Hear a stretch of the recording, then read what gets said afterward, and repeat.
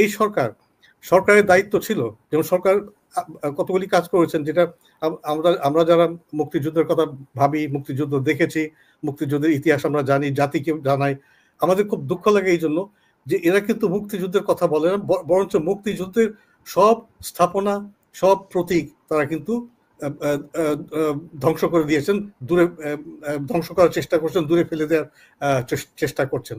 এবং আমরা যে বলা হয়েছে যে গণভবন, যেটা প্রধানমন্ত্রীর বাসভবন, ভবিষ্যতে যে প্রধানমন্ত্রী আসবেন না কেন এটা তো তারই বাসভবন হওয়ার কথা, সেইটাকে তারা আপনার জাদুঘরে পরিণত করবেন, মিউজিয়াম করবেন। ভালো কথা, মিউজিয়াম করবেন, কিন্তু গণভবনকে কেন? এটা তো ভবিষ্যতের সরকার প্রধান থাকবেন। আর যেখানে বঙ্গবন্ধুর জাতির জনকের বাড়ি ৩২ নম্বর ধানমন্ডি, সেটা বাঙালি জাতির জন্য সবচাইতে বড় ধরনের একটা প্রতীক, স্বাধীনতার প্রতীক, সেটাকে আগুন দিয়ে পোড়ানো হয়েছে। সেটার মেরামত করার কোনো পদক্ষেপ নেওয়া হয়নি। এদিকে গণভবনকে আপনার মিউজিয়ামে পরিণত করবে। আর তারপরে এই যে আরেকটা কথা, যেমন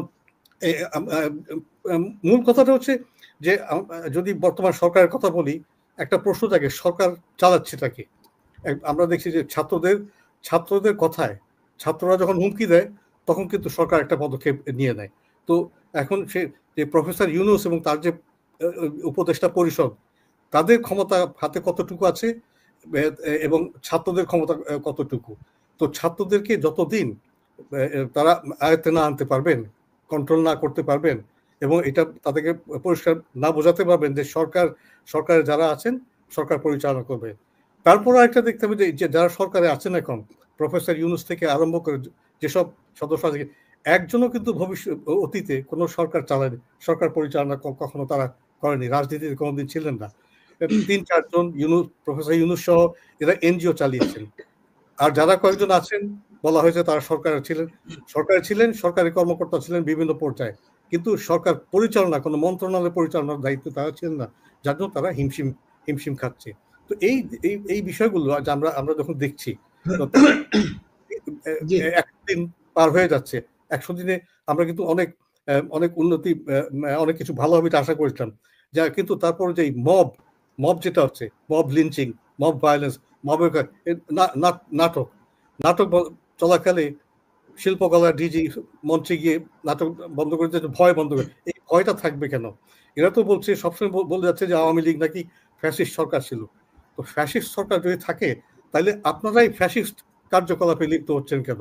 নাটক বন্ধ করে দিচ্ছেন, যারা যে নাট্যকর্মীরা প্রতিবাদ করছেন তাদের উপর ডিম ছুঁড়ে মারছেন, আদালতে বিভিন্ন রাজনীতিবিদদেরকে গ্রেফতার করে নিয়ে যাচ্ছেন, এবং সেখানেও যে আওয়ামী লীগের বিরুদ্ধে যে আইনজীবীরা আছেন তারা ডিম ছুঁড়ে মারছেন।